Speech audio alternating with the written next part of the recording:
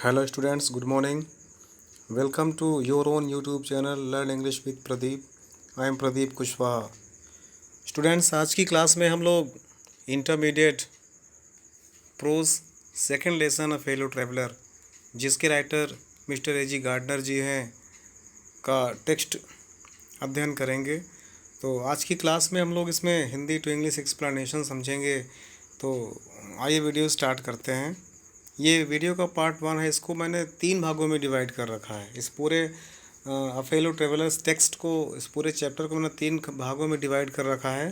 तो ये वीडियो का फर्स्ट पार्ट है. सो गाइस, इस वीडियो को पूरा देखिएगा. वीडियो के लास्ट में मैं वीडियो का सेकंड और थर्ड पार्ट का भी लिंक दे दूँगा, और उसमें अदर ऑप्शन मिल जाएंगे आपको. प्लेलिस्ट भी मिल जाएगा आपको, जिसके द्वारा आप पूरी ग्रामर को स्टडी कर सकते हैं.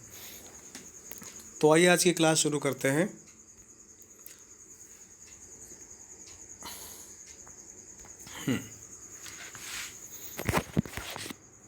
इसमें हम लोग पढ़ेंगे कि कैसे ए.जी. गार्डनर एक स्लो मूविंग ट्रेन में सफ़र कर रहे हैं, और उन्हें ऐसा लगता है कि वो अकेले उस ट्रेन में सफ़र कर रहे हैं. हालांकि शुरुआत में वो ट्रेन काफ़ी भरी हुई थी, लेकिन धीरे धीरे 1-2 करते करते जब सबर्बन रेलवे स्टेशन तक पहुंचते हैं, तब तक में सारे पैसेंजर्स उतर गए थे. अब उनको फील होता है अपने आप में कि मैं यहाँ पर कुछ भी कर सकता हूँ. मैं यहाँ पर जो चाहूँ मैं उछल कूद कर सकता हूँ, खेल सकता हूँ, गाना गा सकता हूँ, नाच सकता हूँ, कंचे खेल सकता हूँ. मिस्टर जॉन जो मेरा दुश्मन है या मुझसे जिससे नहीं पढ़ते, उसको मैं एक किक भी कर सकता हूँ. इस प्रकार से मैं बहुत सारे, जो मैं डोरा नियम को भी तोड़ सकता हूँ, डोरा को पता भी नहीं चलेगा. लेकिन अचानक उनको रियलाइज़ होता है कि someone is there also with him, that is fellow traveller. एक मॉस्किटो आता है, उनकी नाक पर बैठता है, वो उसको डांट देते हैं. उनकी गर्दन पर आता है, फिर आकर के हाथ पर बैठ जाता है. फिर फाइनली उनको लगता है कि इसको मौत की सज़ा दी जानी चाहिए. पढ़ेंगे इसमें हम लोग, इसको जानेंगे. तो आइए शुरुआत करते हैं. I do not know which of us got into the carriage first. I do not no, मुझे नहीं पता है. विच ऑफ अस, कि हम में से कौन लोग, got into the carriage first, इस कैरिज में पहले आए थे. मुझे नहीं मालूम कि हम दोनों में से कौन इस कैरिज में या इस बोगी में पहले आए थे. Indeed I did not know, वास्तव में मैं नहीं जानता था. He was in the carriage, कि वह कैरिज में था, मेरे कंपार्टमेंट में था. At all for some times, लगभग काफ़ी समय से. तो कहते हैं I do not know which of us got into the carriage first. मुझे नहीं मालूम कि हम में से कौन पहले इस कैरिज में आता है, इस बोगी में आता है, इस ट्रेन में आता है. Indeed I did not know he was in the carriage at all for some times. मुझे यह भी नहीं मालूम था कि वो कितनी देर से या कुछ समय से ट्रेन में मेरे साथ था. It was the last train from London to Midland town. यह लंदन से मिडलैंड टाउन को जाने वाली अंतिम ट्रेन थी. आ स्टॉपिंग ट्रेन, एक रुकने वाली ट्रेन थी. एन इनफाइनेटली लेजरली ट्रेन, एक प्रकार से यह इनफाइनेटली मीन्स होता है बहुत अधिक, लेजरली मीन्स आरामदायक, ट्रेन मीन्स ट्रेन. यह बहुत ही आरामदायक ट्रेन थी. वन ऑफ दोज ट्रेन, उन ट्रेनों में से एक, who give you an understanding of eternity, जो आपको understanding of eternity, understanding means समझदारी, इटर्निटी मीन्स होता है अनंत काल, जो आपको अनंत काल तक का एहसास करा देती है, अनंत काल तक के समझदारी का एहसास करा देती है. तो कहने का मतलब ये हुआ कि वो एक ऐसी ट्रेन थी जो हर स्टेशन पर रुकने वाली ट्रेन थी, और बहुत ही धीरे चलने वाली एक आरामदायक ट्रेन थी, जो आपको पूर्ण आनंद देने वाली ट्रेन थी. It was tolerably full when it started. जब यह चली तो बिल्कुल भरी हुई थी, पूर्ण रूप से भरी हुई थी. But as we stopped at the suburban station, लेकिन जब हम स्थानीय या सबर्बन स्टेशन पर रुकते गए, the travellers alighted in ones or twos, तो यात्री एक एक और दो दो करके एलाइटेड, उतरते चले गए. And by the time we had lift the outer ring of London behind, I was alone. और जब हमने लंदन का आउटर रिंग क्रॉस किया, अर्थात लंदन के आखिरी छोर तक पहुँचे, तब मैंने महसूस किया कि आई वॉज एलोन, मैं अकेला था. और रेदर, या फिर I thought I was alone, मैंने सोचा कि मैं अकेला था. अर्थात जब लंदन शहर का आखिरी छोर तक हम पहुँचे, तो हमको ऐसा एहसास हुआ जैसे कि यह ट्रेन पूरी खचाखच जो भरी थी अब पूर्ण रूप से खाली हो गई है, क्योंकि एक एक और दो दो करके धीरे धीरे सारे पैसेंजर्स इसमें से उतर गए हैं। उन्हें लगा कि शायद मैं अकेला हूँ, या मैंने सोचा कि मैं अकेला हूँ इस ट्रेन में। हालांकि वो अकेले नहीं थे, कोई और भी साथ में था। तो आगे बढ़ते हैं। फिर कहते हैं, there is a pleasant scene of freedom. आज़ादी का एक सुहावना एहसास था। अबाउट बीइंग एलोन, अकेले होना। इन द कैरिज, उस कैरिज में। दैट इज़ जॉल्टिंग नॉइजली, जो शोर कर रहा है, झटके लगा रहा है। थ्रू आउट द नाइट, संपूर्ण रात में। कहते हैं उस ट्रेन में अकेले सफ़र करने का मज़ा ही कुछ और है, जहाँ पर आवाज़ें भी आ रही हैं रात में और शोर भी हो रहा है, झटका भी लग रहा है। It is liberty of unrestraint. It is liberty of unrestraint. Unrestraint means होता है विथआउट एनी रिस्ट्रिक्शन, बिना किसी रुकावट के। कहते हैं इट इज़ लिबर्टी, यह एक प्रकार से आज़ादी है। लिबर्टी मीन्स आज़ादी, मीनिंग भी आप लोग पढ़ते चलिएगा। इट इज़ लिबर्टी, यह एक आज़ादी है। एंड अनरेस्ट्रेन, और क्या है, अनरेस्ट्रेन है, अर्थात बिना किसी रुकावट के है। इन अ वेरी एग्रीएबल फॉर्म, एक बहुत ही एग्रीएबल मीन्स प्लीजेंट, सुहावना, और फॉर्म मीन्स बताइए। तो इस प्रकार कहते हैं it is liberty and unrestraint in a very agreeable form. कहते हैं यह आज़ादी का एक सुखद एहसास है। यह इस ट्रेन में, इस प्रकार की ट्रेन में सफ़र करना आज़ादी का एक सुखद एहसास दिलाता है। You can do anything you like, आप जो चाहो वो कर सकते हो। You can talk to yourself, आप खुद से बातें कर सकते हो। As loud as you please, जो उतना तेज़ जितना आपकी खुशी। And no one will hear you, और आपको कोई सुनेगा भी नहीं। अर्थात आप कोई भी काम कर सकते हो, आप खुद से ज़ोरदार आवाज़ में बात कर सकते हो और कोई आपकी बात को सुनेगा नहीं। You can have that argument out with John, आप जॉन, उनका दोस्त कोई जॉन है, आप उनसे आर्गूमेंट कर सकते हो। एंड रोल हिम ट्रम्फेंटली, और उनको धूल चटा सकते हो। वैसे ट्रम्फेंटली में होता है विजय के घमंड से। ट्रम्फेंटली, आप उनको अर्थात धूल चटा सकते हो, आप उनको उसमें हरा सकते हो। In the dust without fear of counter stroke, बिना प्रतिकार के भय से, अर्थात पलटवार के भय से। अर्थात वहाँ पर पलटवार वाला कोई भय नहीं होगा। आप उनको जो भी चाहो कह सकते हो और बदले में वो आपको कुछ नहीं कहेंगे, क्योंकि वो वहाँ पर आपको सुनने के लिए है ही नहीं है, तो कहेंगे क्या वो। फिर कहते हैं you can stand on your head, आप अपने सिर के बल खड़े हो सकते हैं। And no one will see you, आपको कोई देख भी नहीं पाएगा। You can sing dance 1 or 2 step, आप गा सकते हैं, आप 1 या 2 स्टेप नाच सकते हैं। प्रैक्टिस अ गोल्फ स्ट्रोक, और गोल्फ स्ट्रोक करने का अर्थात गोल्फ खेलने का प्रैक्टिस भी कर सकते हैं। और play marble on the floor, या फिर फर्श में, उसी ट्रेन के फर्श में आप कंचे खेल सकते हैं। Without any let or hindrance, बिना किसी रुकावट के। लेट आर हिंड्रेंस में रुकावट, बिना किसी रुकावट के, बिना किसी रोकथाम के आप कंचे भी खेल सकते हैं। कहते हैं you can open the window, आप विंडो खोल सकते हैं। और शट द विंडो, या विंडो को बंद कर सकते हैं। Provoking a protest, provoking means arousing, और प्रोटेस्ट मीन्स होता है ऑब्जेक्शन, अर्थात बिना किसी विरोध के, बिना किसी रुकावट के आप चाहे तो खिड़कियां बंद कर सकते हैं, आप चाहे तो खिड़कियां खोल सकते हैं। You can open both Windows और शट बोथ, आप चाहें तो दोनों खिड़कियों को खोल सकते हैं या आप चाहें दोनों को बंद कर सकते हैं। Ended you can go on open them, या फिर आप चाहें तो आप सभी को खुला रहने दे सकते हैं। And setting them as a sort of festival of freedom, या अपनी आज़ादी के त्यौहार, आज़ादी के उत्सव में आप जिसको चाहें बारी बारी से खोल और मूंद सकते हैं, खिड़कियों को खोल और बंद कर सकते हैं। You can lie at full length on the cushion, कहते हैं आप कॉजन में जा कर के चुपचाप सो सकते हैं, अर्थात जो बैठने का स्थान है, जो बैठने के लिए लोग सीट है, आप वहाँ चाहें तो लेट सकते हैं, पूर्ण रूप से आप उसमें लेट सकते हैं। Enjoy luxury of breaking the regulation of and possibly the heart of Dora. आप डोरा के नियम को भी तोड़ सकते हैं। आप ट्रेन में बैठने के जो ढंग है उसको तोड़ सकते हैं। आप जहाँ चाहें वहाँ जा सकते हैं, जिस प्रकार से आप चाहें उस प्रकार से बैठ सकते हैं। आप चाहें तो सीट पर लेट भी सकते हैं। आप डोरा नियम को तोड़ भी सकते हैं। एंड डोरा will not know that her heart is broken.